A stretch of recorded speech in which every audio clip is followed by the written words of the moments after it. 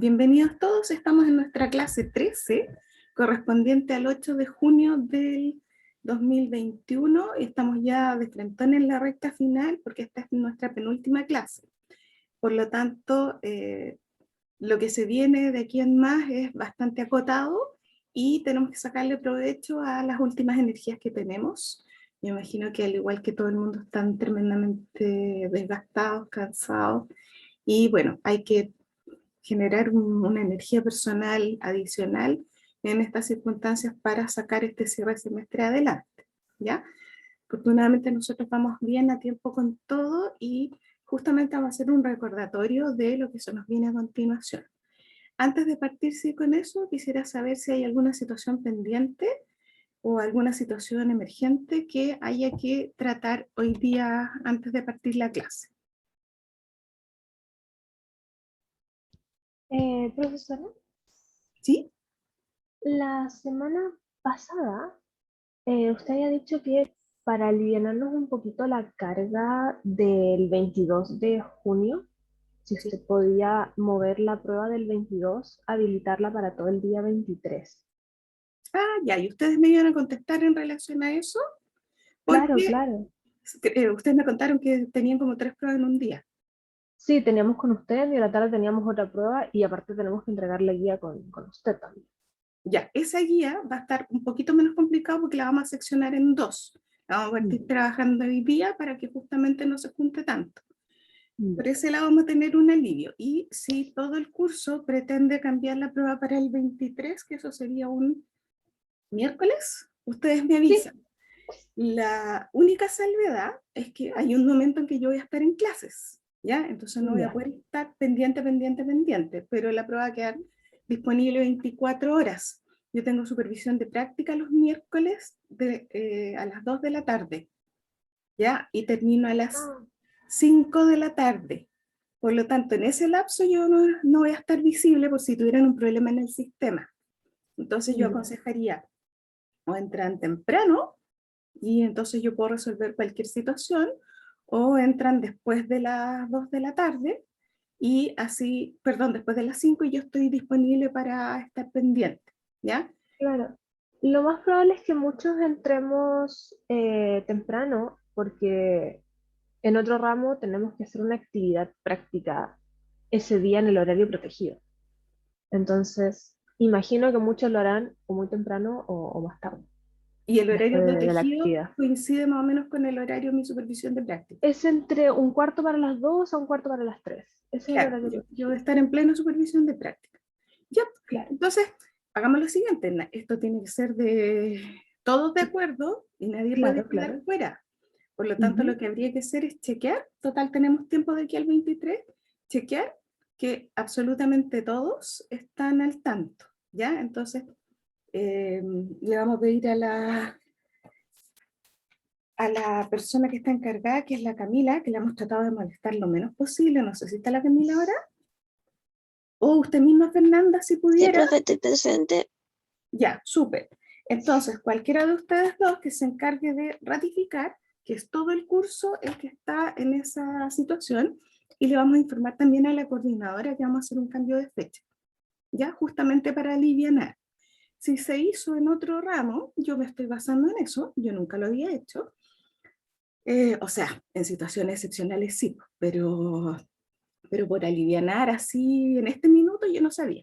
Entonces yo le tengo que informar a la coordinadora. Entonces eso significa que estamos todos al tanto, que a todos los beneficia, que no hay nadie que se opone, que eso es lo más importante, porque no vaya a ser cosa que alguien se despiste y espere la prueba el martes y la prueba nunca llegó y se empieza a desesperar, y eso es lo peor que nos puede pasar. Entonces tenemos que ser súper organizados, ¿ya? Entonces yo les encargaría a las dos, si pudieran, si alguien más quiere ayudar, por supuesto, bienvenido o bienvenida. Y entonces zanjamos eso de aquí a la próxima clase sin falta, con toda la evidencia, para yo presentársela a la coordinadora y que quede clarito entonces que el miércoles 23 sería la prueba. ¿Ya? Ya. Ya. Entonces voy a dejar aquí anotado. Se correría.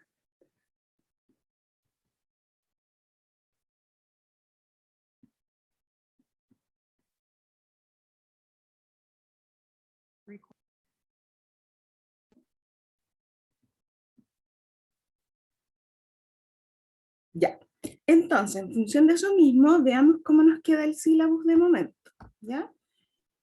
Profesora, aparte del certamen uno que ya está en la aplicación, ¿qué otras notas están ya listas como para ver, por ejemplo, si uno se da examen o no?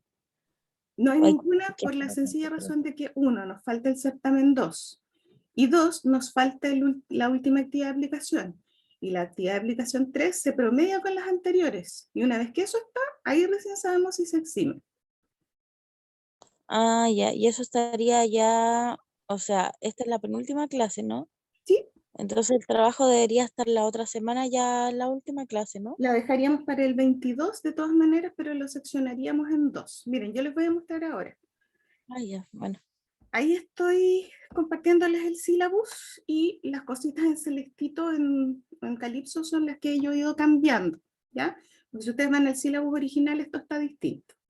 Entonces, nosotros venimos de la clase de adultez temprana y media y ahí hicimos un trabajo formativo que nos llevaba notas, ¿se acuerdan? Trabajamos un caso de una situación laboral. Después, ¿nosotros qué tenemos?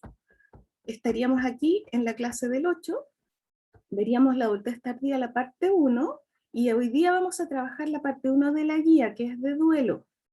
Eso es lo que yo propongo, para que no se les atoche. Asincrónico. La próxima clase, que es nuestra última clase, se trabaja la segunda parte de adultez tardía, y ahí venía la actividad 3. Pero yo prefiero dividirla en dos, porque se les va a ser más liviano. Trabajan hoy día la primera parte, empiezan y terminan en la semana, y la próxima parte les queda la segunda parte de la guía, y se les hace más liviano también. Trabajamos los conceptos, después trabajo asincrónico para que puedan avanzar. Eso Yo creo que significa, sería perfecto para todos, porque estamos todos como súper acumulados de cosas. Yo el 22 no tengo pruebas, pero nunca está de más un día más para estudiar, y claro, más si el resto de los compañeros van a estar con tantas cosas. Yo creo que hay que ser un poco más solidarios los que, por ejemplo, ese día no tenemos problemas y mucha agradecer que vamos a tener un día más para estudiar y darle ánimo a los compañeros que van a estar terribles ese día.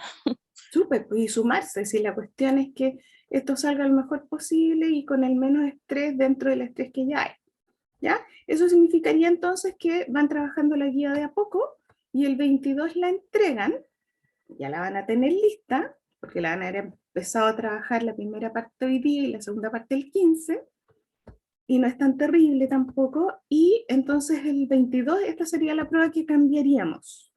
Esta la cambiaríamos. Cambiar para el 23, el 6, ¿ya? Entonces solo pongo en celestito y yo sé que ahí yo hice un cambio. Todos esos cambios yo los tengo que informar. Es llegar y hacer, ¿ya? Porque además hay un paralelo. Entonces, si los alumnos del paralelo van a pedir lo mismo, yo no puedo perjudicar a la otra profesora, ¿ya? Y de ahí, miren, viene el certamen 2 y después nos queda la prueba recuperativa para aquellas personas que no hayan rendido, y la única persona que yo tengo en nómina, como le dije en aquel minuto, es la Valentina Miranda, que no rindió, por lo tanto ella entraría este día a dar la prueba. El resto de ese día, no, a no ser que falten al certamen 2, que también ocuparían esa fecha, y después vienen las fechas de exámenes, a la semana siguiente. Ustedes saben, primera semana exámenes regulares y segunda semana exámenes de recalificación, y la fecha específica la ratifica en la jefatura. Generalmente mantienen el mismo día, pero si se les atocha mucho, se puede hacer un cambio, ¿ya? Pero eso lo ve la jefatura. Entonces, eso sería lo que nos Profe, queda. esta guía va a ser en grupo de nuevo.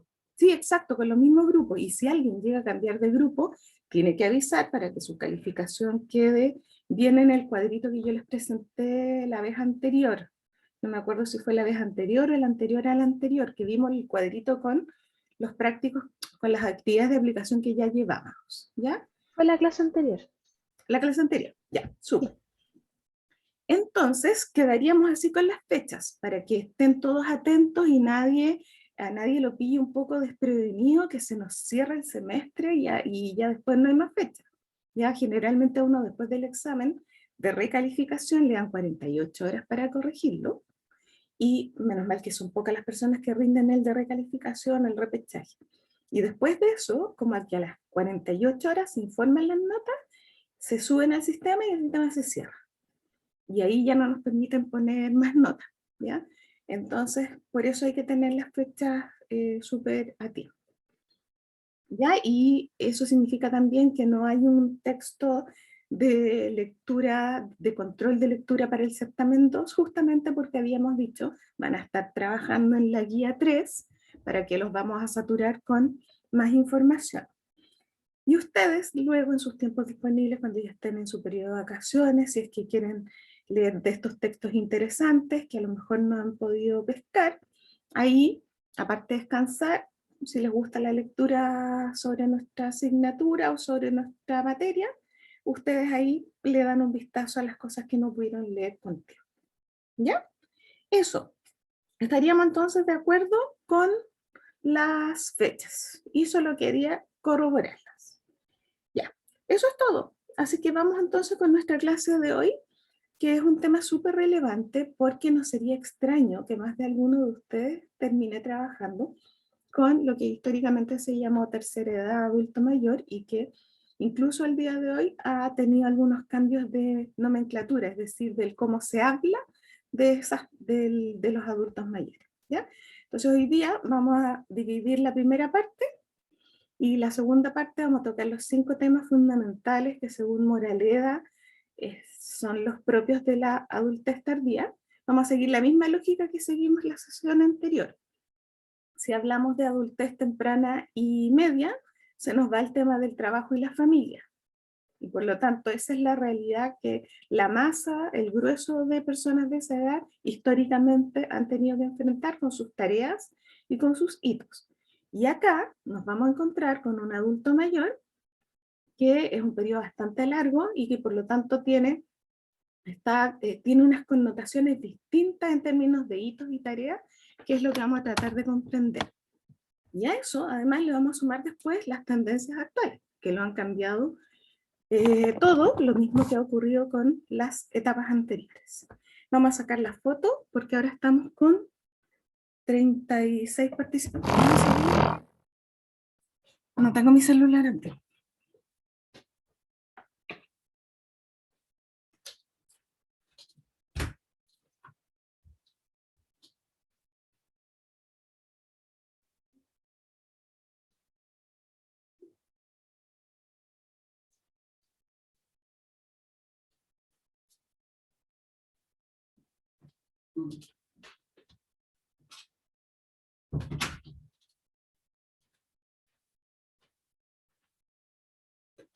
Ya. Es que le había dejado la alarma a mi marido y entonces ahora lo fui a rescatar. Listo. Ahí vamos con la primera parte. Y a todos estos chicos, ¿cómo van en los otros ramos? ¿Van bien? ¿Está muy terrible la cosa? A veces bien, a veces desesperación. Ya. Es una montaña rusa emocional muchas veces. Sí, así es. Después tercero es un año súper significativo porque entran al mundo de la patología y ahí es como que, ups, pero son temas preciosos. Y ya después cuarto es prepararse para el cierre y, y para ganar todas las habilidades que van a ir para la práctica, ¿no?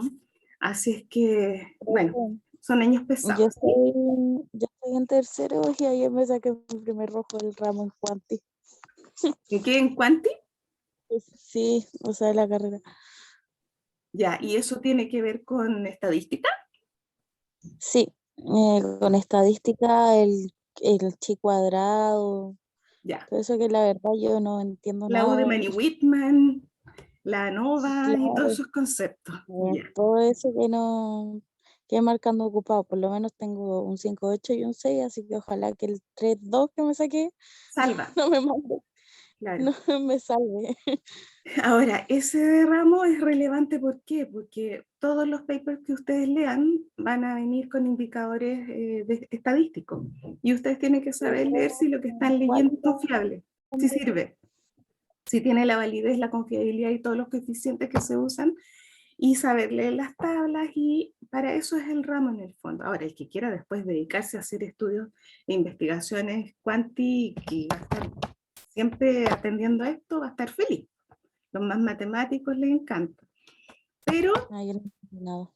pero tiene su tremenda utilidad el ramo con lo complejo que puede hacer. Así que ánimo, porque las otras dos notas están re buenas, así que tiene todas las probabilidades. Lo mismo acá. Las personas que se cayeron al primer certamen tienen todas las posibilidades de repuntar ahora, porque además ya conocen la mecánica de la prueba. Ya saben más o menos cómo se va a preguntar. Se van a preguntar preguntas de selección múltiple, luego las de desarrollo. Dentro de las de selección múltiple pueden haber elementos de aplicación y los casos. Y acuérdense que los casos o las preguntas de desarrollo tienen que ser leídas tal como yo las planteo, pues yo trato de ser lo más clara. Por supuesto que uno en su mente tiene cosas que ustedes no tienen, pero la idea es que ustedes aténganse a la instrucción. Si usted lee bien la instrucción, y si yo le he parcelado la información es porque le voy a dar puntaje parcial por todo, entonces si usted lee bien la pregunta, no hay trampa, no es así como que yo lo estoy buscando a la quinta pata al gato, es la información que ahí está, o la que si no está se deduce de la teoría, pero evidentemente, y no se fuerza. La idea no es forzar los contenidos, sino que usted los ve ahí de manera evidente. ¿Ya? Así es que, y los prácticos que siempre, siempre, siempre, las actividades de aplicación, siempre, siempre, siempre han tirado para arriba. Si es que yo me he dedicado, porque si no me dediqué, me farrí esa nota que más del 34%. ¿Ya? Así que ya, ánimo. Vamos a compartir la presentación de hoy día. Me imagino que ustedes tienen a priori una idea de lo que es ser adulto mayor. Conocerán adultos mayores, estarán rodeados de más de algún adulto mayor. ¿Cuál es su experiencia con esta edad? ¿Qué idea tienen de este grupo de personas? Son muy poco flexibles al momento de aparecer tal vez un cambio. ¿Y usted tiene una idea de por qué son tan poco flexibles? Yo creo que ha llegado un momento en donde están tan acostumbrados a hacer las cosas de su forma que cuando ven algo diferente como que les choca. Ya. Tiene parte de verdad, pero le vamos a agregar el componente psicológico y esa misma idea la vamos a desarrollar porque es crucial. ¿Ya? Porque vamos a aprender a mirar esa rigidez desde la psicología. No tiene gran detalle, pero es tan clave la información que quizá le va a completar lo que usted dice, porque tiene una muy buena intuición, pero nos falta el componente psicológico. ¿Qué otra idea tienen del adulto mayor? ¿Son solitarios? Solitarios. Y es complejo porque estamos en un momento donde tanto lo hemos dicho, necesitamos redes de personas a nuestro alrededor. Y efectivamente, tal como dice Matías, se van volviendo solitarios. Eso también tiene una explicación, además que está avalado por el hecho de que hay personas que simplemente se van muriendo. Por lo tanto, el grupo que fueron conformando durante toda su existencia ya empezó a desaparecer. ¿Ya? Entonces, ¿cómo llenar esa soledad? ¿Cuáles son las necesidades que se tienen? Justamente a esta altura, estando solo, se vive más complejo. Ya. Vamos entonces, si es que a alguien se le ocurre algo más, lo agrega y vamos con nuestra presentación. Yo ahí les puse un monito, les estoy mostrando ahora la presentación. Y ahí les puse un monito que me gustó mucho cuando lo encontré, que en el fondo son varias ideas, como lo vimos en la sesión anterior. Hay varias cosas que le van a pasar al adulto mayor y hay varias formas también de enfrentar esta misma etapa. No es lo mismo tener que estar sentado todo el tiempo que tener un poco más de actividad. No es lo mismo, tal como dice Matías, estar solo o estar rodeado de algunas personas. ¿Ya? Así es que ahí vamos a ver con qué tareas nos vamos a encontrar. Ahí está mi abuela bailando. Falta la salsoteca, ¿no? Ya, quiere decir que hay un grupo de personas de esta edad que, tal como usted lo describía ya en la sesión anterior, total vitalidad. Entonces también tiene que encontrarse un espacio para eso. Y justamente la segunda parte de la guía habla del adulto funcional. ¿Ya? Y ahí vamos a ver si calza en esa categoría. Para hablar de adultez tardía, que históricamente ha sido sinónimo de senectud e incluso de vejez, pero ya se deja de hablar de vejez porque suena un poco peyorativo, históricamente se ha hablado de la etapa de envejecimiento. Si ustedes ven, es como, no sé qué idea les da esta imagen, pero yo la pongo ahí porque es como que tuviesen el tiempo en contra. Totalmente distinto de lo que veíamos del adulto joven. El adulto joven o temprano sentía que tenía todo el mundo por delante, todas las posibilidades. Ya estaba independizándose, había terminado de ser dependiente, por lo tanto tenía toda la vida por delante. Y ahora nos encontramos con un sujeto que siente todo lo contrario, que probablemente el tiempo es escaso. Hasta aquí se considera desde los 65 años en adelante, y en nuestro caso coincide justamente con la edad de jubilación de los varones. Pensando que la jubilación en nuestro país, la edad es distinta y las mujeres jubilamos antes, a los 60, por todo el tema de la crianza de los niños, el trabajo de la casa, etc. ¿Ya? Así que, por lo menos hasta aquí, hemos seguido manteniendo esta cifra desde los 65. A pesar de lo que se habla sobre envejecer y sobre esta declinación de la que hablábamos ya en la sesión anterior, es una etapa bien compleja y tiene hartas cosas que decir, pasan cosas, contrario a lo que uno podría pensar, y se considera un hecho a la vez biológico, social y psicológico. Por lo tanto, nosotros también tenemos que mirar al adulto mayor en esa trilogía, desde lo biológico, que es lo más evidente, que es el deterioro probablemente, pero también desde lo social y por supuesto desde lo psicológico, que es lo que a nosotros más nos va a importar. ¿Ya? Entonces siempre considerarlo un hecho triple, biológico, social y psicológico. No es solo envejecer, no es solo un cuerpo que envejece. Por lo tanto, nosotros vamos a definir o puntualizar algo muy breve respecto a estos tres elementos. Cuando hablamos de que es un hecho triple, ¿a qué nos referimos con un hecho biológico? Porque en nuestro código genético ya viene la idea del envejecer y ya viene la idea de morir. Somos un cuerpo biológico que en algún momento va a desaparecer. En algún momento nuestras funciones biológicas corporales van a cesar y eso es consustancial a la existencia, aunque nosotros desde un punto de vista emocional a lo mejor pretendamos negarlo. No hay nadie que no vaya a morir y esa es, siempre han dicho, quizás la única gran certeza de la vida. Por lo tanto, desde una perspectiva biológica es un hecho que tenemos fecha de término. No hay posibilidad, por lo menos todavía. Sin embargo, con lo categórico y fuerte que esto puede sonar, no basta, como decía yo, el tema del envejecimiento biológico para definir la adultez tardía. Y entonces nos pasamos a las otras dos características. Cuando hablamos de un hecho sociocultural o un hecho social, es porque aquí ocurren una serie de hitos, una serie de acontecimientos. Y esos acontecimientos vienen desde el mundo de lo social o cultural. Más allá del envejecimiento que era biológico, ahora hay una serie de elementos que tienen que ver con nuestro rol dentro de la sociedad o acontecimientos que le van a ocurrir al adulto mayor y que lo van a marcar. Por supuesto que si también es sociocultural, la cultura está implicada y dependerá del concepto de adulto mayor o de vejez o de, como le queramos llamar, vamos a descubrir que es otra forma, dependerá de la mirada de la sociedad y lo que se haga y el cómo se trate, perdón, a este adulto mayor. Si yo considero que el adulto mayor tiene posibilidades de seguir vital, esos son los espacios que le voy a abrir como sociedad. Si yo considero que es una carga, esa es la mirada que como sociedad voy a imponer. Y esas son las posibilidades limitadas que le voy a ofrecer. ¿Ya? Si yo soy de una sociedad donde hay un culto al adulto mayor, también el lugar donde va a estar el adulto mayor va a ser distinto.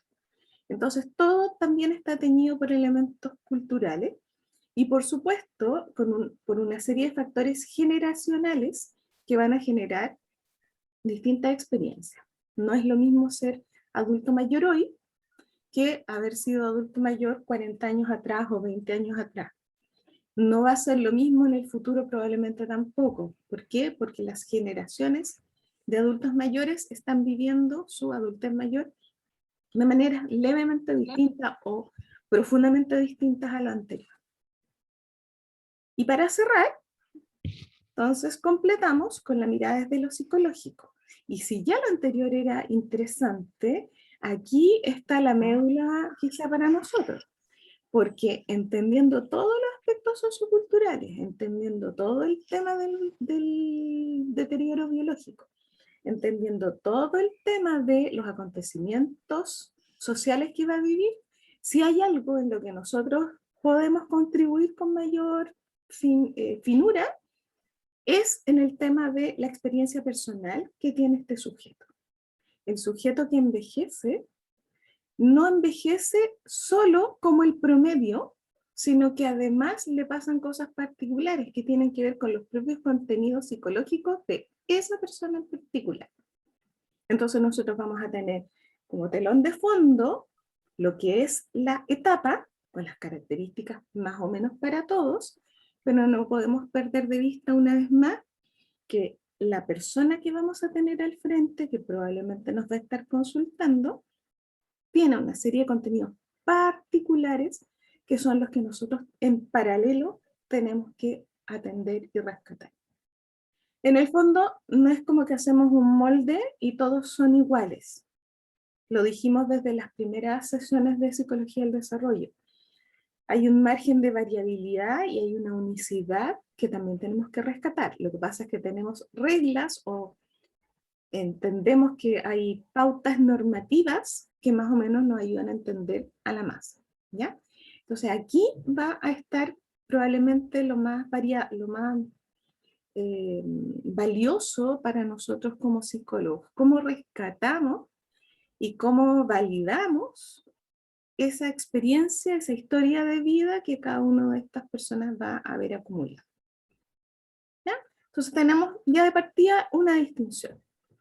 No solo tiene que ver con envejecimiento, sino que es un hecho triple, y entre esas tres dimensiones está el hecho de envejecer y morir biológicamente, está el hecho de una serie de cambios sociales, y está el hecho de que hay contenidos particulares de la vivencia de cada adulto mayor que lo hacen un ser único, pese a características similares que tenga.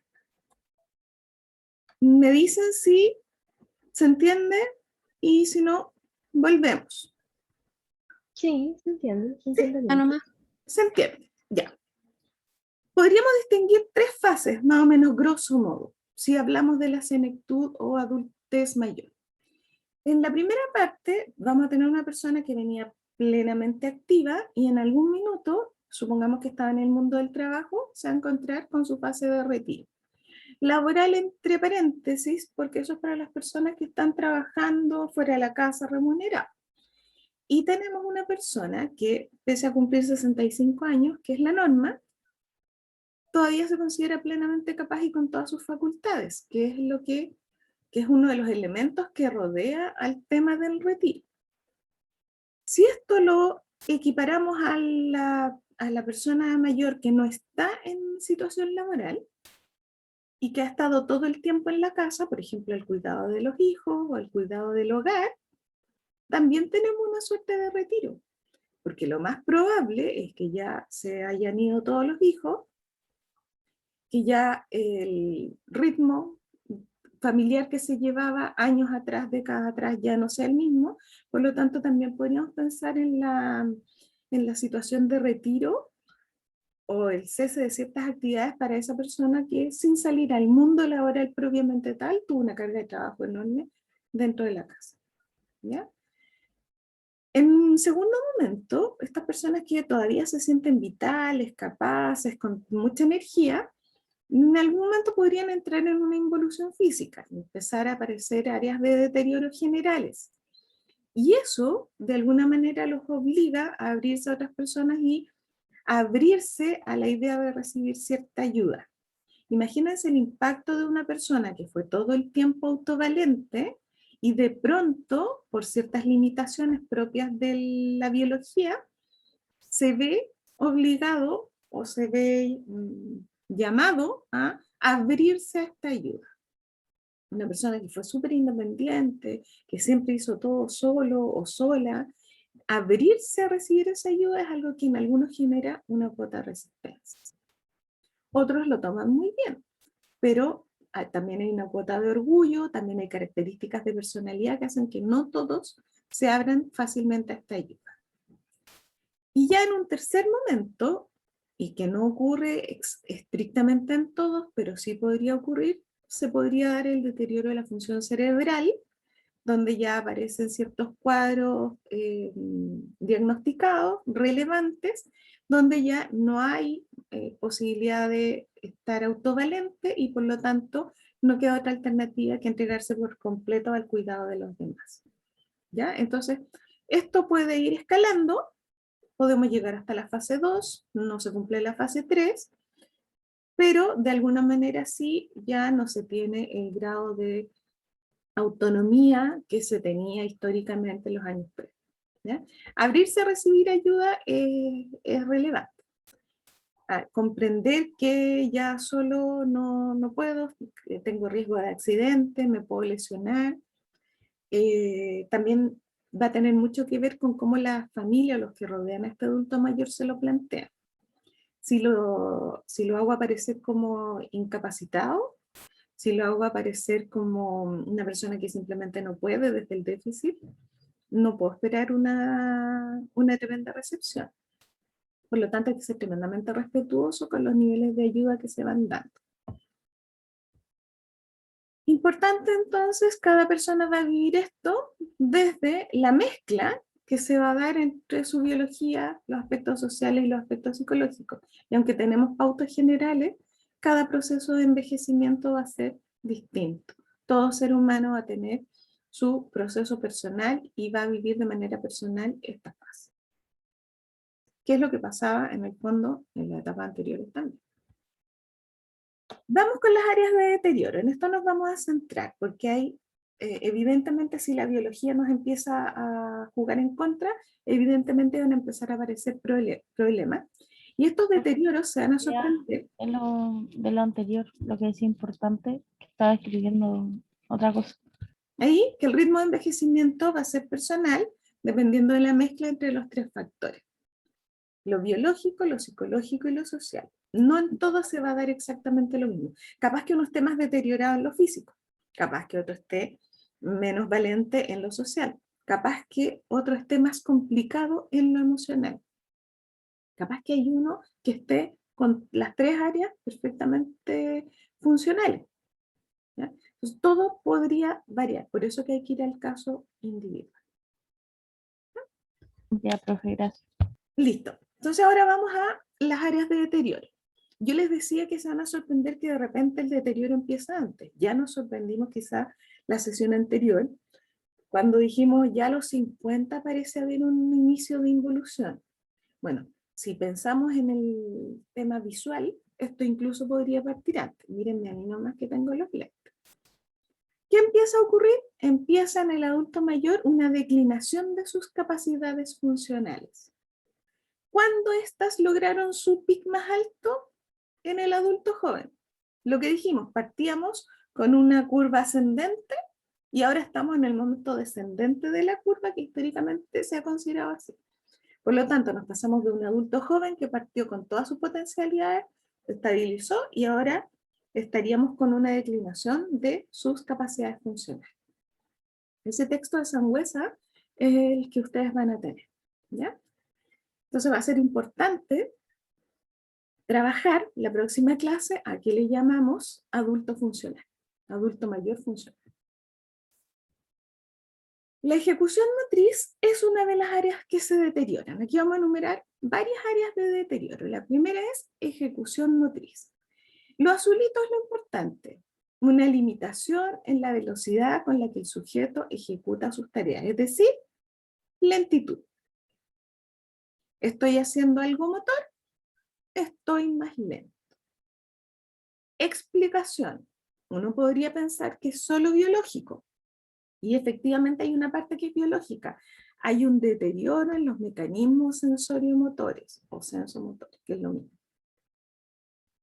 La biología empieza a declinar. Pero ojo, acuérdense que siempre le damos una segunda mirada. No es solo un cambio biológico. También podría estar influenciado por cambios en las estrategias de ejecución que uno adquiere con la edad. Porque cuando se es joven, se es más impulsivo en general. Uno está súper alerta y contesta y actúa rápidamente. El adulto mayor, ¿qué hace? Se pone precavido.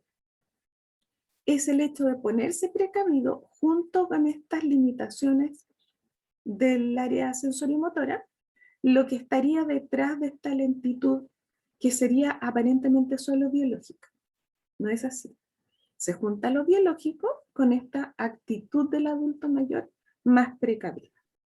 Porque no se quiere accidentar, porque no quiere fallar, porque quiere rendir bien. Las explicaciones son varias. Pero es una mezcla entre lo biológico y la actitud. ¿Ya? Entonces, la lentitud no es solo lentitud motora, eso es lo que queremos decir. ¿Se entiende eso? El tema de la precaución es importante. Si alguien habla en el chat o escribe, me lo van diciendo porque no los tengo a todos aquí a la vista, ¿ya? Porfa. Ya, ¿se entendió esta idea? Alonso dice, entonces los jóvenes van más al choque y los adultos serían más pensativos al momento de hacer algo. Por supuesto. Y de hecho va a tener que ver también con la propia inteligencia.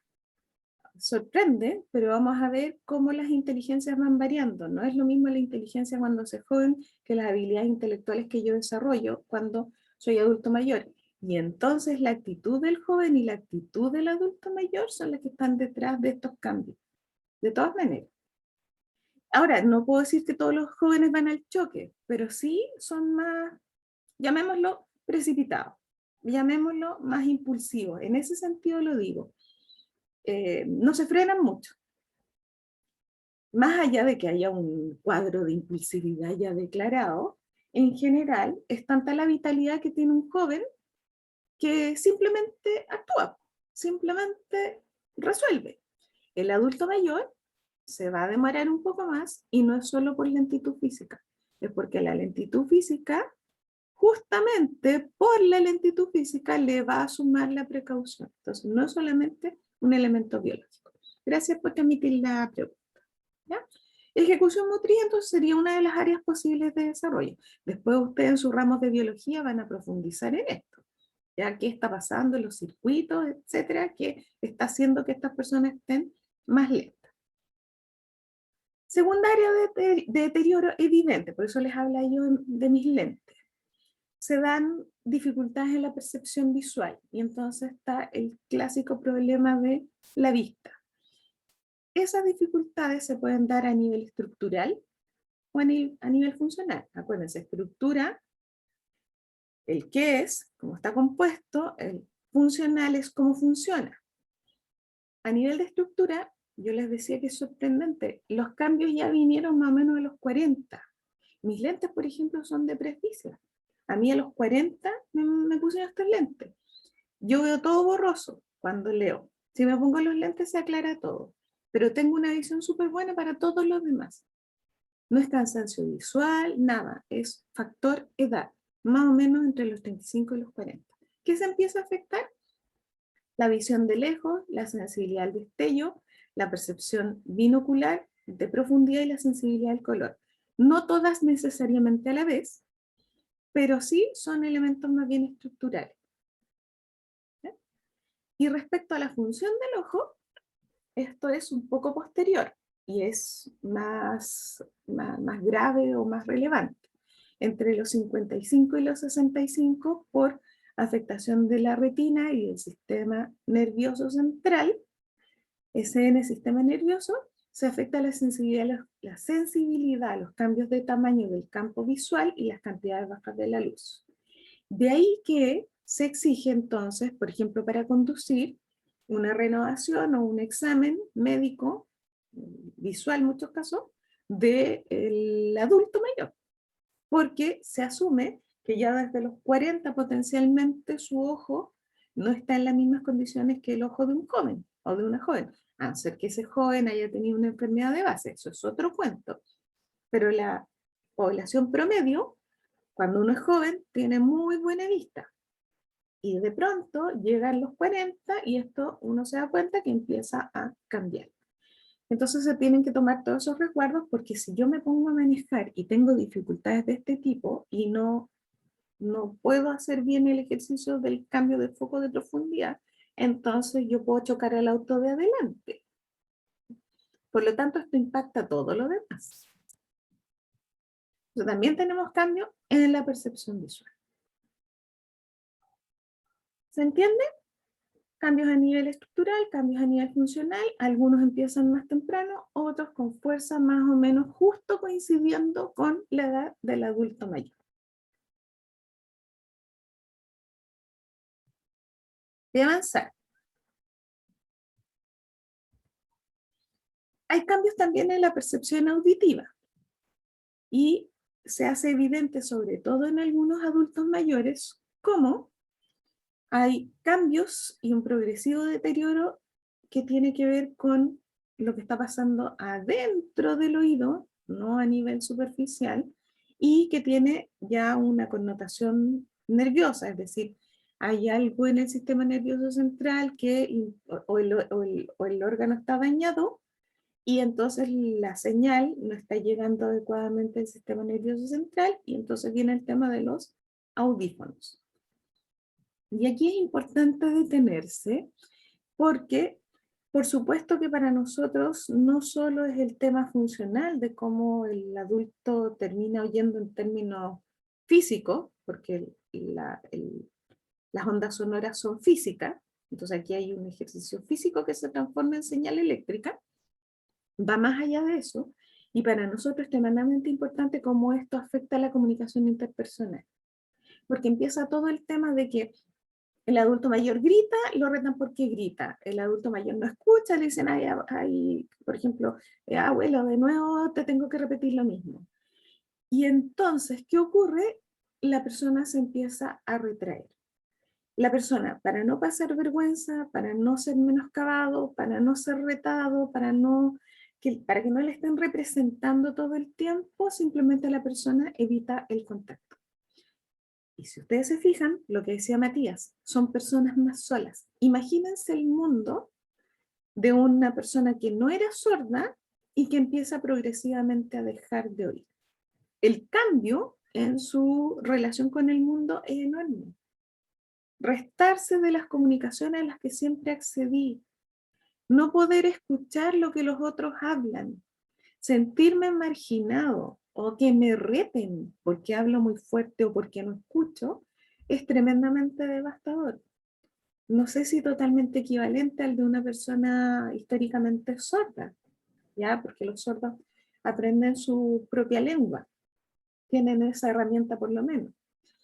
Pero acá tenemos una persona que se tiene que acostumbrar a prescindir de manera involuntaria de un sentido que es vital. Porque prácticamente el grueso de nuestra información llega por ojo y oído. Entonces, no es solo el deterioro del oído, no es solo la percepción auditiva, es cómo afecta la vida cotidiana de esta persona y cómo afecta gravemente muchas veces su comunicación interpersonal.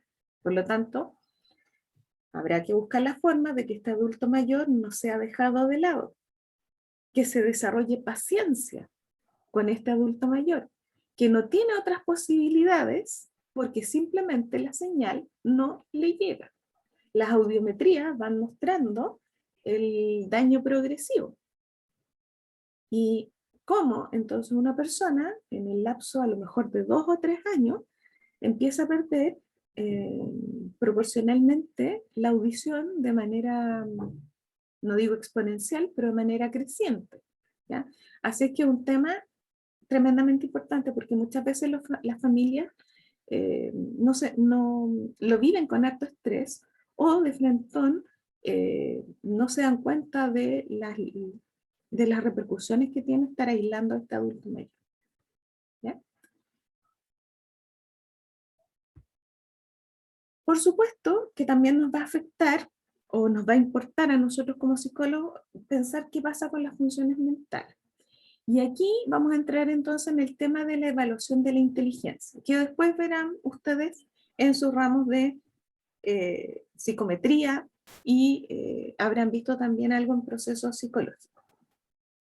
Bueno, resulta que ya es complejo el tema de la inteligencia y se complejiza más de evaluarla en el adulto mayor, porque surgen varias preguntas.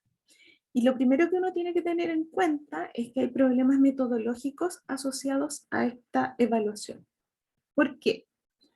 Porque ya hay un problema con el factor rapidez. Ya lo vimos en el primer deterioro, ¿ya? En la función motora. Bueno, resulta que ese factor rapidez también puede estar influenciando la medición de la inteligencia. Porque, si ustedes piensan en los test clásicos, varios de los test o subtest o subpruebas implican el factor rapidez. Se le toma el tiempo a la persona y se premian las ejecuciones rápidas, como lo hace, por ejemplo, el Bechdel, que en este caso sería un VICE, para los que pasaron por procesos psicológicos. Y entonces, no sería de extrañarse que una persona de esta edad que está más lenta puntúe más bajo. Entonces, ¿podríamos decir que tiene más baja inteligencia si en lo que está fallando es en las pruebas de rapidez? No. Tendríamos que tener en consideración que ser más lento no necesariamente tiene que ver con baja inteligencia. Simplemente la prueba se vio afectada por un factor de rapidez. Y si eso es así, yo me tengo que cuestionar si lo que estoy aplicando es válido. Por eso la prueba Bechdel tiene, por ejemplo, un coeficiente de deterioro implicado. Claro que es un coeficiente más bien general, pero que justamente estima aquellas pruebas que son más susceptibles de tener daño biológico. Y se hace un acomodo, no sé si ustedes recuerdan, pero se hace un acomodo en el puntaje justamente para precaver que estoy considerando este elemento que tiene que ver con lo biológico, por lo tanto con la edad. ¿Ya? Pero no podríamos decir a priori que el puntaje bajo implica que es menos inteligente. Y la otra consideración que hay que tener es que los test miden comportamientos inteligentes que podrían representar muy bien otra edad. Podría ser que este test de inteligencia que usamos mida mucho mejor la inteligencia de una persona más joven por las pruebas que contempla, por las pruebas que incluye. Y podría no ser la manera más representativa de evaluar a un sujeto de la tercera edad.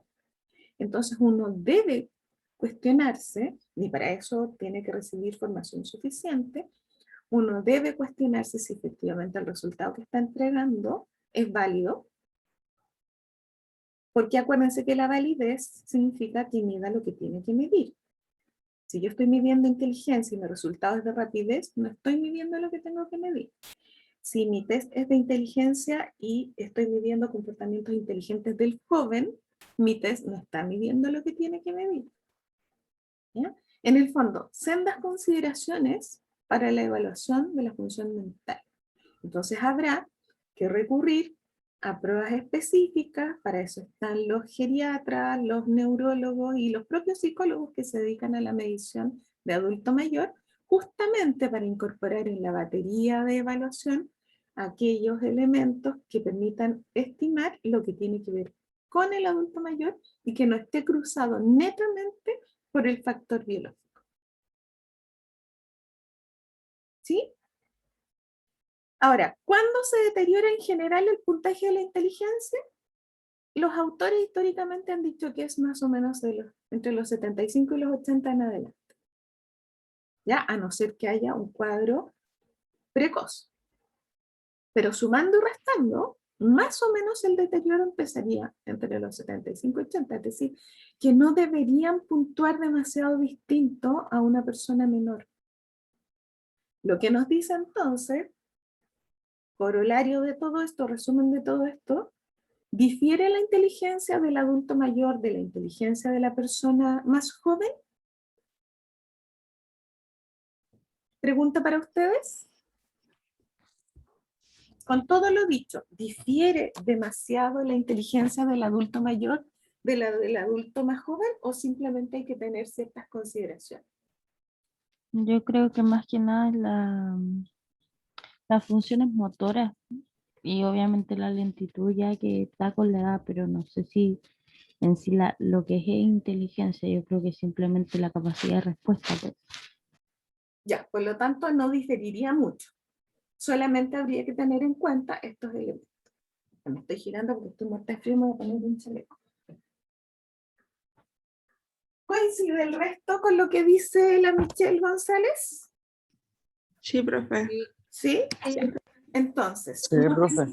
no permitir darse la licencia de pensar que un adulto mayor es poco inteligente, ¿ya? Tiene la inteligencia promedio y simplemente está cruzado por algunos elementos biológicos que nosotros, como somos prácticamente los únicos que evaluamos inteligencia, porque es súper complejo, nosotros tenemos que tener esas consideraciones, ¿ya?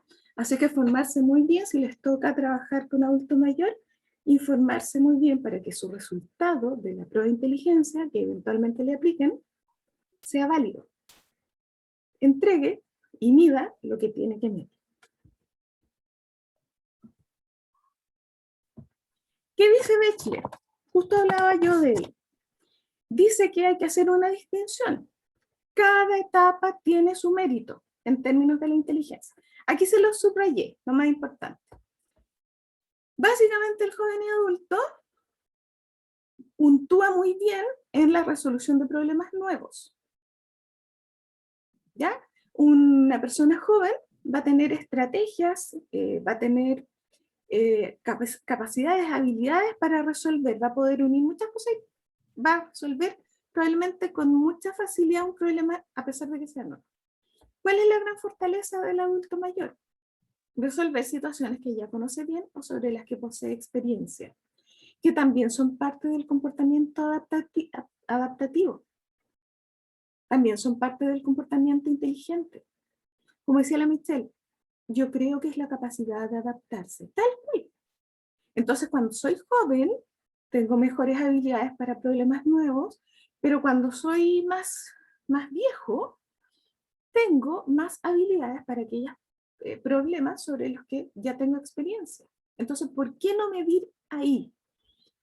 Y junto con eso, se señala que hay características específicas que no están midiendo los test tradicionales históricos, como por ejemplo, prudencia, sabiduría, madurez o experiencia. Entonces, estamos dejando fuera justo aquello que es más característico del adulto mayor. ¿Por qué no encontrar una forma de evaluar e incorporar la prudencia, la sabiduría, la madurez y la experiencia? Si eso también habla de la riqueza de este adulto mayor. Michelle me está dando como envidia verla. Qué cosa más rica, perdón que lo diga, qué cosa más rica. Exquisitez. Ay, me imagino. Hola, cosita. Hola. Perdón, pero es que qué rico. Qué rica la escena. Ya. Que se despertó. Se ríe. Hola. Bueno, entonces la pregunta es, si el test está definido para ciertas habilidades, ¿por qué no ampliarlo? ¿Por qué no encontrar una forma de medir con mayor precisión entonces justamente estas características que son las que destacan en el adulto mayor? Son preguntas que quedan para que las reflexionemos, para que pensemos entonces la tremenda responsabilidad que tenemos de no subestimar al adulto mayor y de encontrar la forma de medir efectivamente sus habilidades. Otra área que también se ve impactada es la resolución de problemas, ¿ya? Que probablemente está incluido en todo lo anterior. Y aquí también lo que vamos a encontrar es mayor tardanza, es decir, nuevamente lentitud, pero ya no es una lentitud motora, sino que es una lentitud para resolver. Y aquí se describe que pareciera que esa lentitud, así como en el otro caso había precaución por el tema de la lentitud motora, acá en este caso pareciera que esa lentitud tiene una base motivacional más que intelectual. ¿Qué significa eso? Que nuevamente nos encontramos con el tema de la prudencia, pero ahora ya no en la ejecución motora, sino en la toma de decisiones al resolver problemas. ¿Por qué? Nuevamente lo mismo. El adulto mayor no quiere equivocarse. El adulto mayor se toma en serio la tarea a ejecutar. Por lo tanto, dado que está libre de la impulsividad, entonces lo más probable es que se tome su tiempo. Si nosotros no le damos ese tiempo, ¿qué vamos a concluir? Tiene baja capacidad de resolución de problemas. Pero si nosotros ponderamos las dos cosas simultáneamente, no es solo la lentitud, es que su elemento motivacional lo hace demorarse porque considera relevante la tarea y por lo tanto se toma más tiempo, entonces distinta la conclusión a la que yo llego. En el fondo es muy propio de nuestra profesión que nosotros no hacemos un análisis lineal de las cosas, si ustedes se fijan. El resultado estuvo más lento. La explicación, ¿será esa lentitud simplemente un problema de resolución de problemas? ¿O será asociado a las características propias de la edad que tienen que ver justamente con la precaución? ¿Ya? Así es que aquí también nuevamente a hacer esas consideraciones.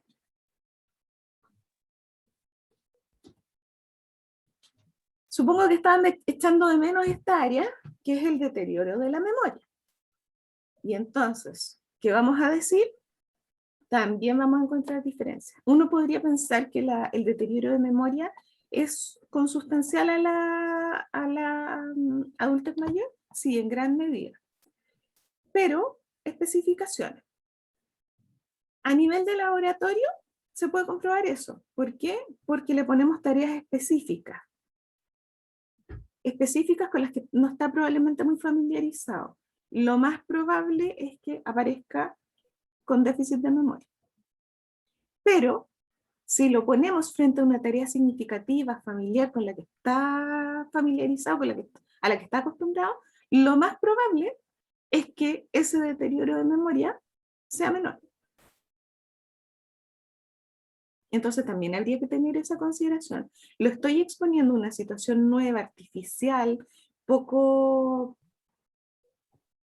relacionada con su vida cotidiana, o lo estoy exponiendo a una situación donde le doy un cierto margen donde él sí me puede contestar. Y por supuesto, sabemos, y es como archiconocido, que los adultos mayores tienen esa tendencia a estar centrados en la información del pasado, porque es la que más retienen. Es más difícil retener lo nuevo, menos difícil retener lo anterior, y por supuesto aquello que tiene carga afectiva. ¿Ya? Entonces, ¿qué es lo que está más potente en la memoria del adulto mayor? Aquello que es familiar, aquello que no es tan artificial como una prueba de laboratorio, aquello que pertenece al pasado y que tiene fuerte carga afectiva. Ese va a ser el mundo de los recuerdos del adulto mayor. Por eso el adulto mayor va a pasar todo el tiempo hablándonos de lo que hizo, de la familia, de su infancia, incluso de sus padres, etcétera, etcétera, etcétera. ¿Por qué? Porque esto es lo que tiene más conservado. Yo tuve una intervención con un grupo de personas de tercera edad que tenían como conflictos de entendimiento entre su grupo, que era como un grupo comunitario de personas de tercera edad.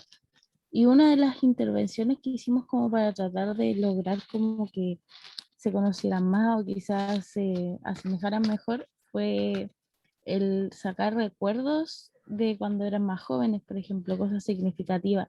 Y ahí muchos llegaron como a las conversaciones típicas, así como hablaron de cuando habían cómo ha pasado la dictadura, como cuando iban a bailar, y eran recuerdos súper vivos, algunos se acordaban hasta como cómo era la ropa cuando fueron a tal lado.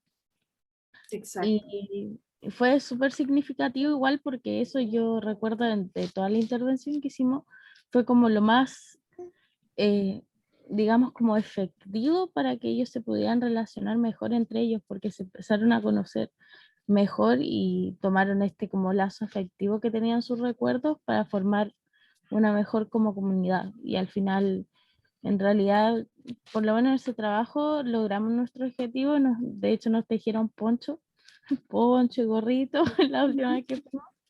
pero sí es verdad que tienen una memoria con cosas que tienen recuerdos emocionales súper súper grandes. Yo me acuerdo que se acordaban hasta como, yo me acuerdo que yo caminaba por tal lado y había tal cosa antes de yo ir a tal lugar a bailar y escuchaba esta música, pero como súper detallado y todo así como, ay, sí, yo me acuerdo que salió esta otra canción. Ah, sí, esa fue en tal año. Entonces como que todo lo que era como de antes, ellos lo acordaban como súper, súper nítidamente. Yo encuentro fantástico lo que lograron, que es abrir justo este espacio, porque ahí el adulto mayor floreció. Ahí nos damos cuenta de que las limitaciones están más en el ojo del que mira que en el que es observado. Entonces, efectivamente, ustedes justo encontraron el espacio donde el adulto mayor puede lucir más, donde puede generar más conexiones. Entonces, y si eso además sirvió para la convivencia, fantástico, encontraron justo el vehículo. Si los ponemos en tareas artificiales, no nos van a rendir así. Pero es lícito, creo yo, plantearse justamente llegar a la memoria del adulto mayor a través de este tipo de información. Así que calza perfecto con lo que estamos hablando. Súper buen ejemplo. ¿Qué más nos faltará de área de deterioro? ¿Creen que se deteriora mucho la afectividad? En algún momento alguien habló de rigidez. ¿Fue la misma Michelle, creo? Alguien habló al comienzo, o la Macarena. Yo fui. Sí, la Macarena. Y yo le dije, sí, está muy bien, y después le vamos a dar el giro psicológico. Eso lo vamos a hacer ahora. Ya, hay varios cambios. De toda esta cosa, yo les subrayo lo importante. Primero, no es tan excitable e intenso en sus sentimientos como el joven, por supuesto. Cuando éramos jóvenes, súper pasionales, súper expresivos, súper expansivos, súper intensos. El adulto mayor se va poniendo más reposado. Eso es como descriptivo. Da la impresión que no se conmueve tanto como cuando uno es joven. Uno cuando es joven se impacta por todo. Y, oh, no te puedo creer, y, oh, ya, listo. El adulto mayor ha pasado por tanta experiencia que da la impresión que no se conmoviera tanto, como que las cosas no le afectan de la misma manera y por lo tanto como que generaría una distancia. Yo no sé si tiene que ver con cansancio, sabiduría, reposo, no sé qué es lo que está detrás de eso, pero claramente no vamos a tener un adulto mayor que sea así absolutamente que se deje impactar con tanta fuerza por lo que ocurre. ¿Ya? Probablemente hay tanta experiencia de vida acumulada que ya nada le sorprende. Hay una cierta pérdida de la capacidad para simpatizar con los demás y se va poniendo un poco hermético, un poco huraño incluso, un poco distanciado, muy ensimismado en sus intereses, muy hermético, un poco desconfiado, llegando incluso en algunos cuadros a desarrollar cierta paranoia con determinadas personas. ¿Ya? Generalmente esa paranoia se asocia a una persona en particular y es esa persona la que vino, qué sé yo, y sacó las cosas y se la tiene que haber llevado, etcétera, etcétera. ¿Ya? Pero eso ya puede ser parte de un cuadro. Pero sí hay un cierto hermetismo, sí hay una pérdida de esta capacidad para simpatizar inmediatamente. En algunos casos, evasión a mundos imaginarios, tal como en algún momento del desarrollo infantil ocurrió, pero eso no hace que nosotros pensemos que se vuelven niños. Históricamente la gente habló en términos de vuelven a ser niños.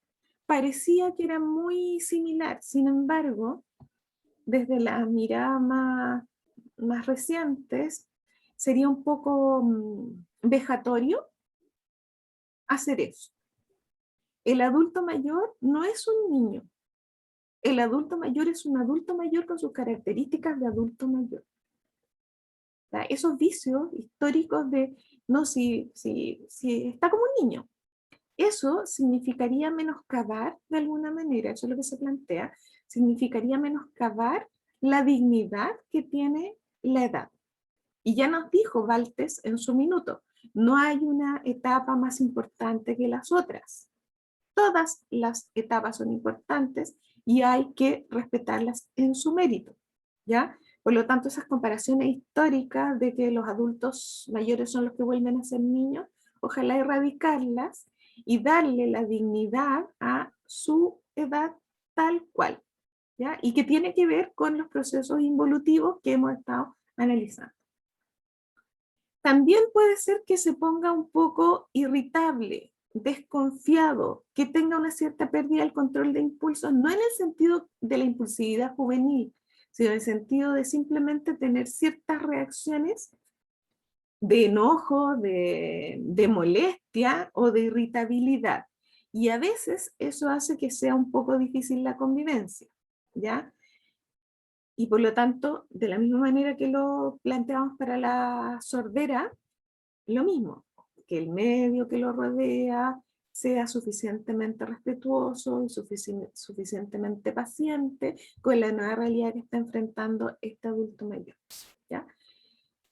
Y aquí viene lo más significativo y que vamos a cerrar la idea de la Macarena. Pareciera que hay en la mayoría de los adultos mayores una tendencia estereotipada y una resistencia al cambio. Y que esa resistencia al cambio hace que se dificulte la adaptación social. ¿Ya? Es decir, como que hay una queja de que el adulto no quiere cambiar y que se pone rígido. Se pone rígido, dogmático, intolerante, conservador, autoritario, todas las anteriores. Como que le faltaría lo que decía la Macarena, flexibilidad. ¿Cuál es la explicación? Desde nuestro mundo psicológico de análisis, lo que hay a la base de eso, miren qué interesante, es más bien un sentimiento de inseguridad. Es tanto lo que se ha ido deteriorando mi mundo en tantas áreas y es tanta la incerteza que eso me genera que me aferro a aquello que todavía está estable. Me aferro a aquello que me resulta más conocido y familiar. Y en la medida que me aferro a aquello que todavía me resulta familiar y manejable, entonces siento que todavía no voy a zozobrar. No sé si entienden lo que trato de decir. Es darle una vuelta a la rigidez. No permitirse quedarse con la idea inicial, porque en los hechos, en la conducta sí, la conducta es de rigidez. Pero si yo leo esa conducta de rigidez como un medio de supervivencia, frente a todo esto que se ha ido desestabilizando, yo puedo entender entonces y puedo aceptar esos mayores niveles de rigidez. No es que la persona no quiera cambiar, es que es tanto el cambio que necesita estabilidad en alguna parte. Y esa estabilidad está dada por aquellas cosas que ya conoce.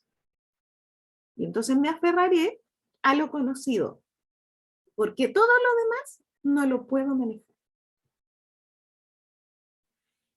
Yo creo que leer esto es súper potente, porque la disposición del resto de las personas a lo mejor no va a ser la misma. La gente se va a quejar del abuelito poco flexible.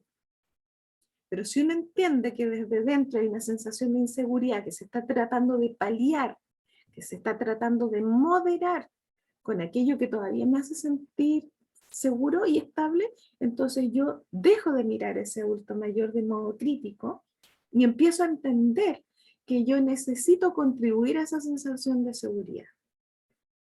O al revés, necesito contribuir a disminuir esa sensación de inseguridad.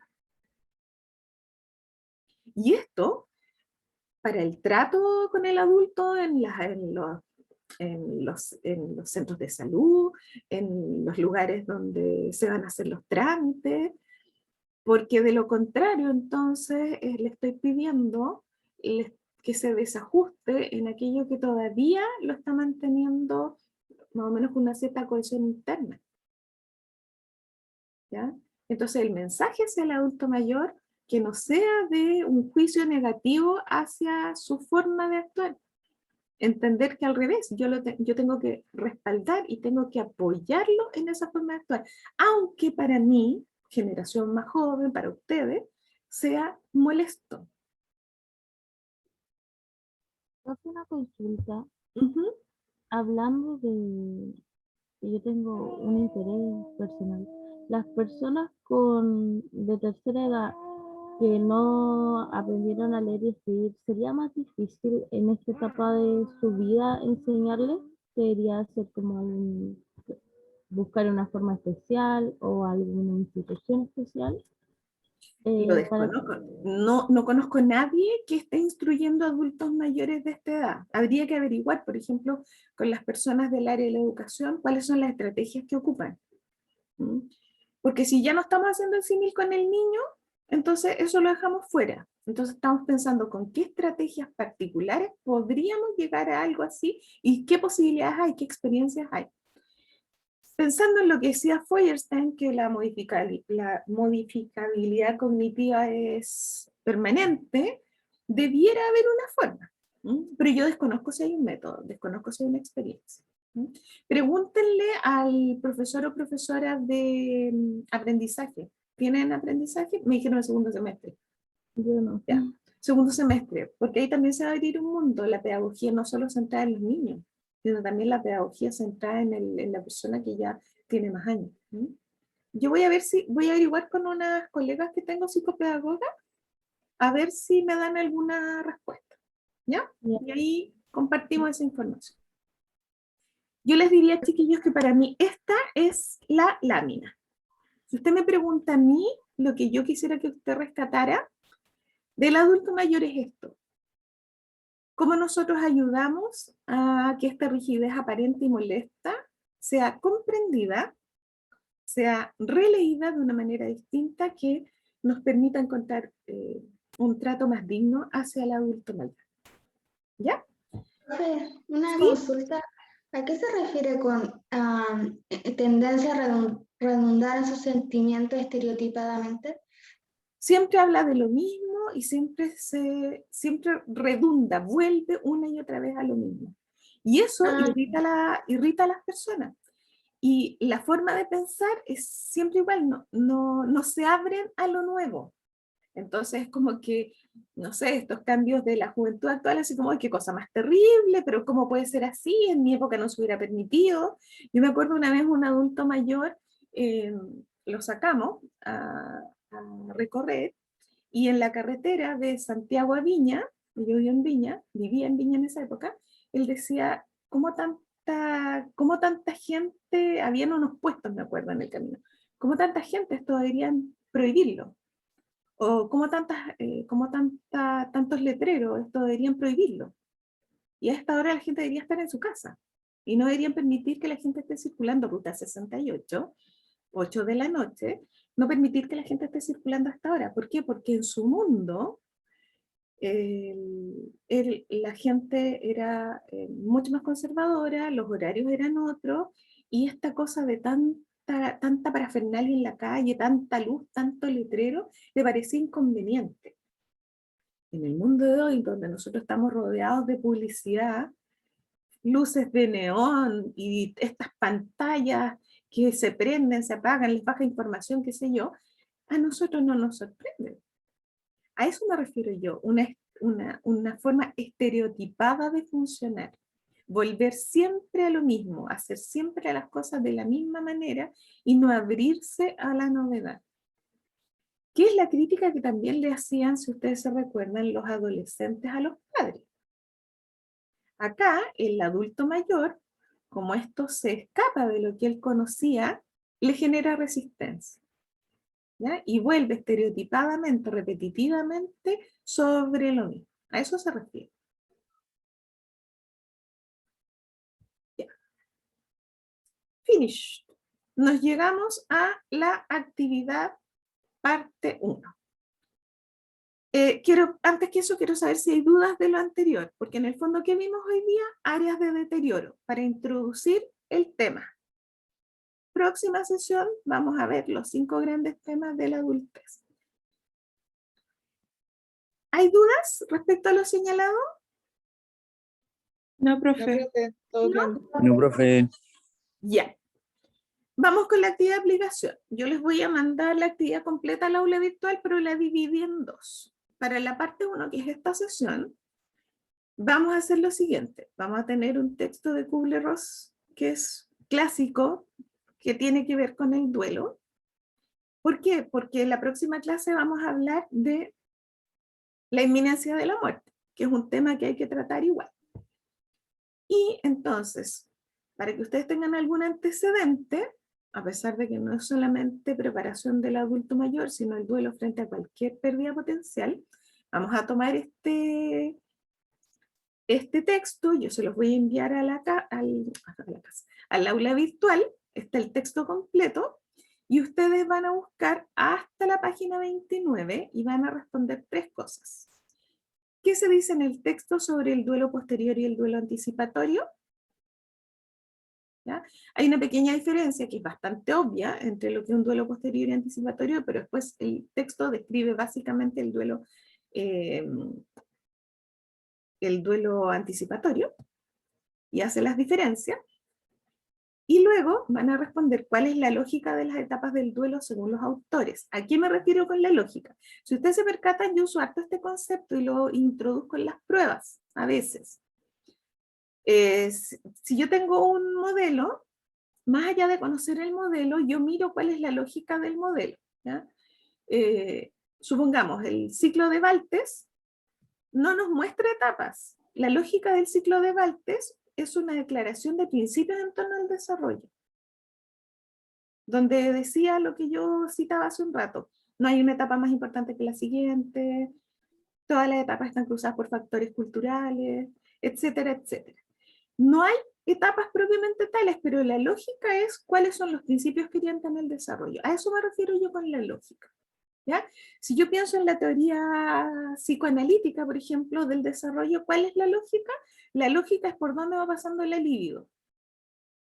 ¿Dónde está la fuente de placer? Y eso genera las etapas. Si yo pienso en la lógica piagetiana, la lógica es el desarrollo visto a la luz de la inteligencia y cómo el sujeto va pasando por 4 etapas donde la lógica interna es la asimilación, la acomodación y la equilibración. A eso me refiero yo con la lógica. No necesito en la 1.2 que ustedes me muestren las etapas. Es la lógica de las etapas.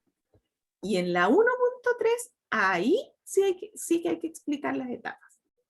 Que son las etapas clásicas. No sé si ustedes vieron este contenido antes. No sé si hablaron ya de duelo antes. Ay, profe, disculpa, me enredé. ¿A qué se refería con lo de la lógica? La lógica no son las etapas. La lógica es la mirada que va más allá de las etapas. Es el planteamiento del autor. Es equivalente a que si yo hablo de la lógica psicoanalítica no son las 5 etapas, esas son las etapas. La lógica es por dónde va la libido. Ah, ya.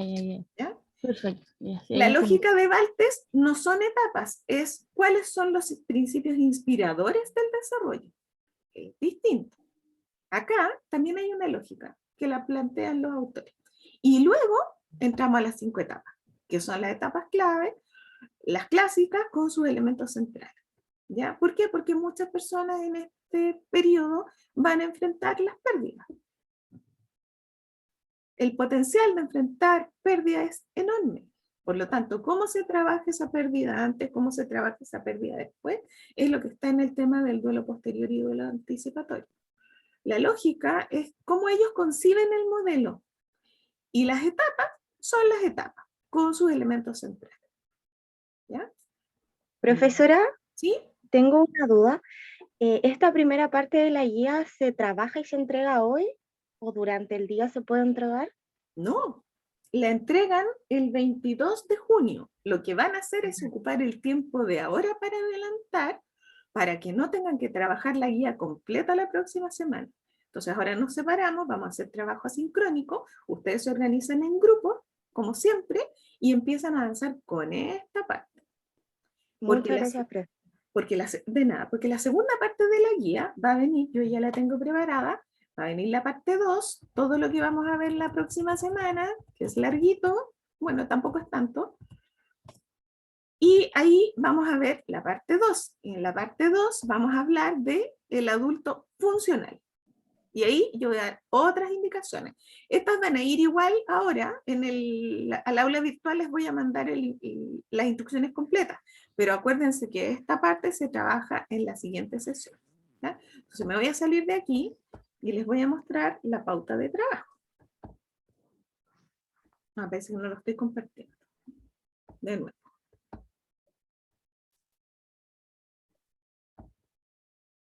Ya, ahí debieran estarla viendo. Fecha de encargo le vamos a poner hoy día 8 de junio. Si es que lo vamos a hacer así, sería hoy día, ¿ya? El trabajo se realizará en 2 sesiones en sus grupos habituales de trabajo, de manera sincrónica posterior a la clase, es decir, ahora nos desconectamos y les queda el tiempo. En la sección 1, instrucciones, y en la sesión 2, instrucciones, la próxima clase. La vamos a poner aquí. Próxima clase. ¿Por qué? Porque si ustedes no estaban de acuerdo en dividirlo, lo hacíamos todo en la próxima clase. Y seguíamos ahora con teoría. ¿Ya? Entonces, tenemos las instrucciones que son las mismas que les acabo de leer. Y después van a venir las instrucciones para la sesión 2, que las voy a retomar la próxima vez. Vienen los aspectos formales, los de siempre: formato Word, Arial 11 o similar, márgenes moderados, interlineado sencillo, indicar a los participantes en el título y la portada, y las citas en formato básico, y no usen PDF para que yo pueda escribir sobre su archivo como siempre. Las observaciones en rojito. El trabajo grupal se entrega el 22 de junio. Se envía un trabajo por grupo que se incluye lo trabajado en ambas sesiones. Probablemente voy a poner un espacio en el aula virtual, pero si no lo pongo, ustedes entregan a través del correo, uno por grupo solamente. El trabajo debe ser redactado con sus propias palabras, basándose en los textos. Se pueden citar ideas relevantes o ilustrativas, no hay problema, usando formato APA, pero no hagan copy-paste. Ya, este trabajo no es un copy-paste. Tomé la etapa 1 y la pego. No, es qué dice el autor de la etapa 1, y aparte que hay que sintetizar, porque es larga la descripción. Así que lo medular. Tampoco se esperan respuestas iguales entre grupos, por lo tanto evitar a toda costa el plagio total o parcial por las implicancias que trae. Ustedes saben que un plagio total o parcial se evalúa con un 1, no cometan la tontera de hacer eso a estas alturas del semestre, no pongan en juego la asignatura, ni su desempeño ético, por favor, y recordar, esta guía es parte de la nota 3 de la asignatura, que pondera un 34%, es la nota más grande, los trabajos de aplicación. Y es nuestro último trabajo de la asignatura, y después de este ya no hay más. ¿Ya?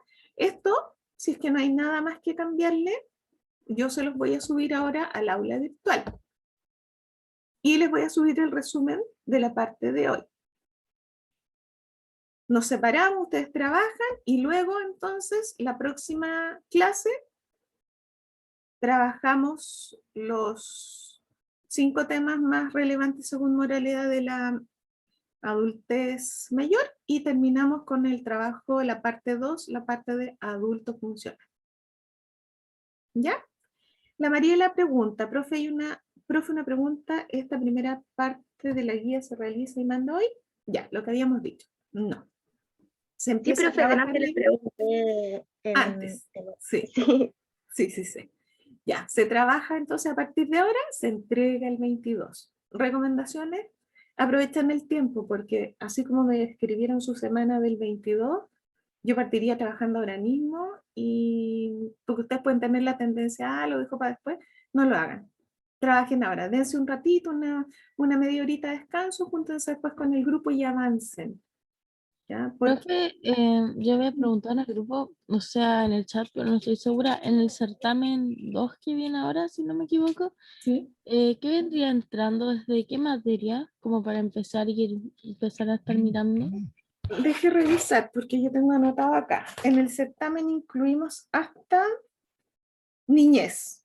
Por lo tanto, entra desde preadolescencia en adelante.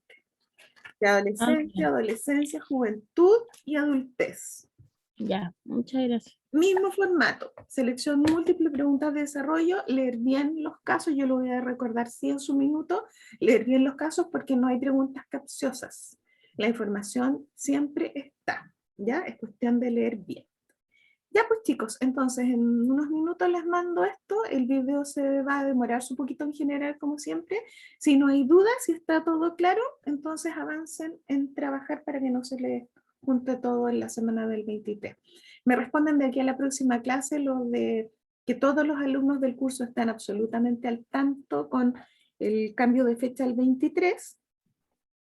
Y yo, una vez que ustedes me entreguen esa información oficialmente, que puede ser a través de un correo, pueden, no sé, buscar una forma de constatar que están todos al tanto, y entonces yo se lo presento a la coordinadora y le digo que está esta moción de correr la prueba para el 23. ¿Ya? ¿Ya chicos? ¿No hay más dudas? Ya, nos separamos. Gusto de verlos, que les rinda, que les ponga lo mejor posible. Y recuerden nuestra última clase la próxima semana y estamos. Un gusto y cuídense. Profe, que tenga buena semana, que esté bien. Igual, gracias chiquillos. Cuídense harto. Chao, profe, cuídense. Profe, que esté bien. Profe, gracias. Cuídense. Profe, cuídese.